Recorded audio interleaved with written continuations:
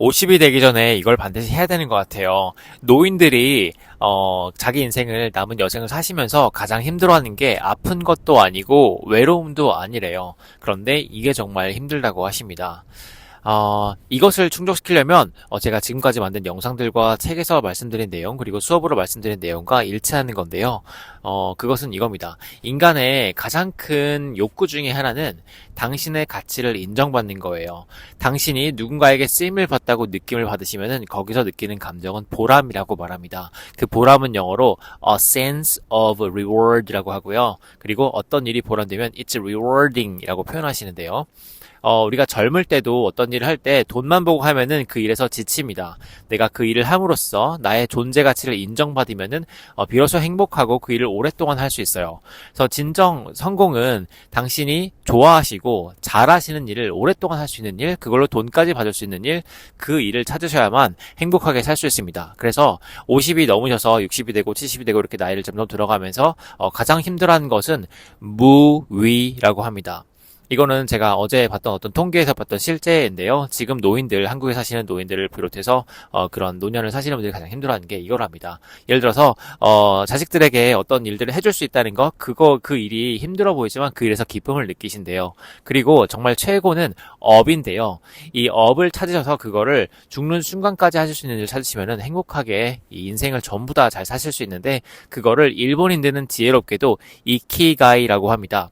이키가이는 우리나라 말의 업 같은 건데요. 근데 조금 달라요. 일단 이 세 가지에 공통되는 것인데, 첫 번째는 당신이 좋아하시는 것, 그리고 두 번째로는 당신이 잘하시는 것.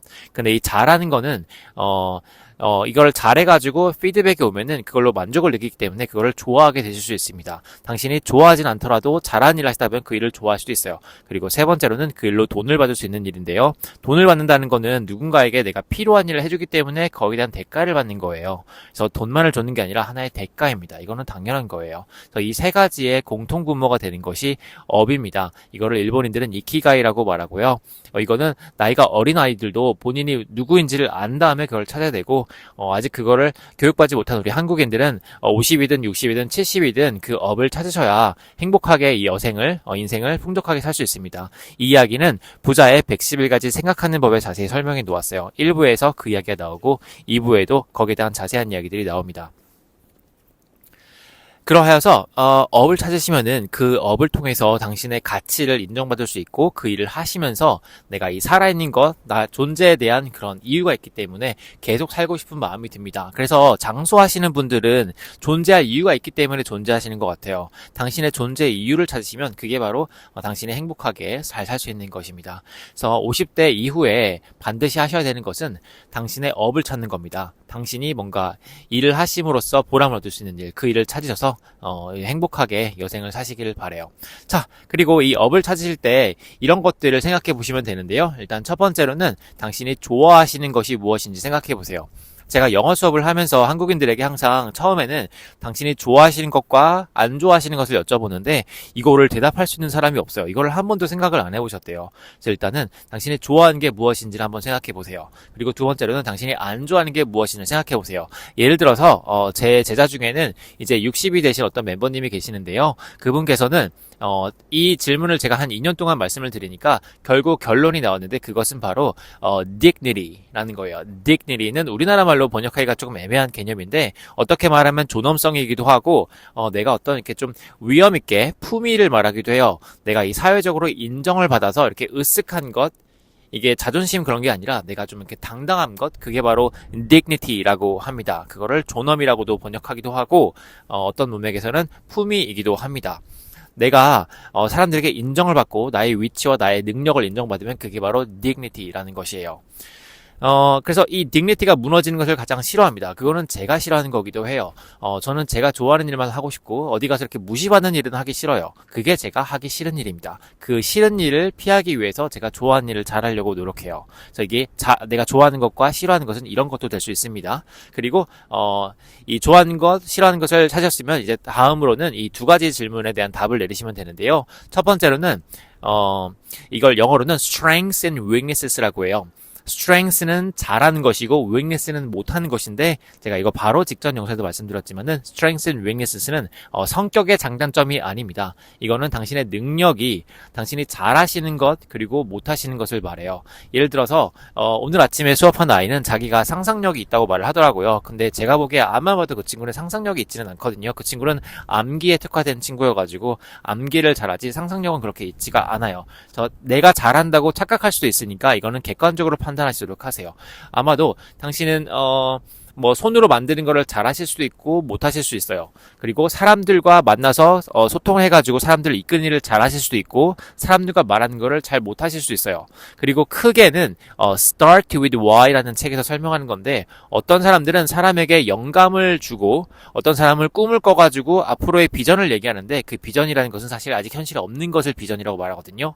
근데 그런 거에 특화된 사람이 있는가 하면 예를 들어 스티브 잡스가 그랬고요. 월트 디즈니가 그랬고요. 저도 그렇습니다. 저는 Why라는 person이에요. 그런데 why보다는 how에 뛰어난 사람들이 인구의 대부분입니다. 이렇게 비전을 그리는 거는 잘 못하지만은 어떤 일이 주어지면은 그 업무를 해내기 위해서 방법을 찾아내고 매일매일 일을 잘하는 사람들이 이 인구의 대부분을 이루는 사람들이고 개미로 비유하자면은 일개미들이 이 how person입니다.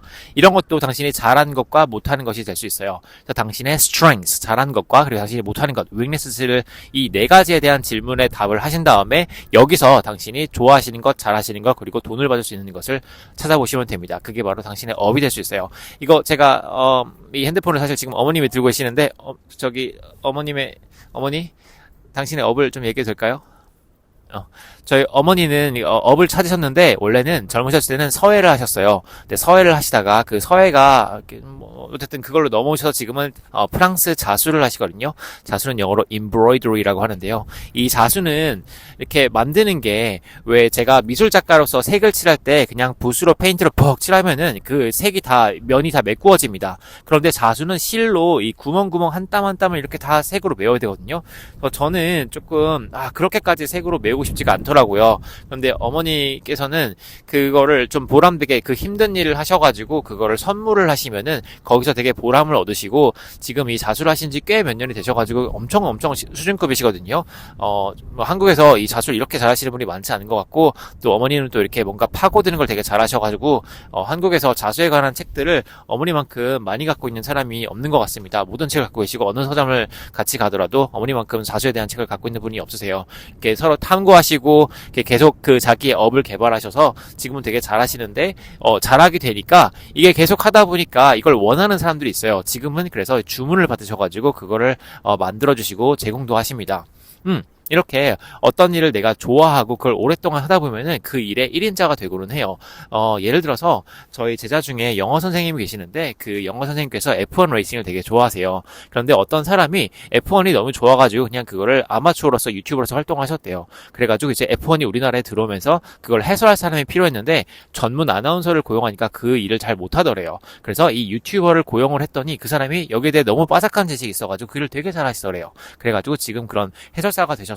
이렇게 당신이 좋아하시는 일을 오랫동안 하시고 잘하시다 보면은 잘하게 되시면은 그 일이 당신의 업이 될 수 있습니다.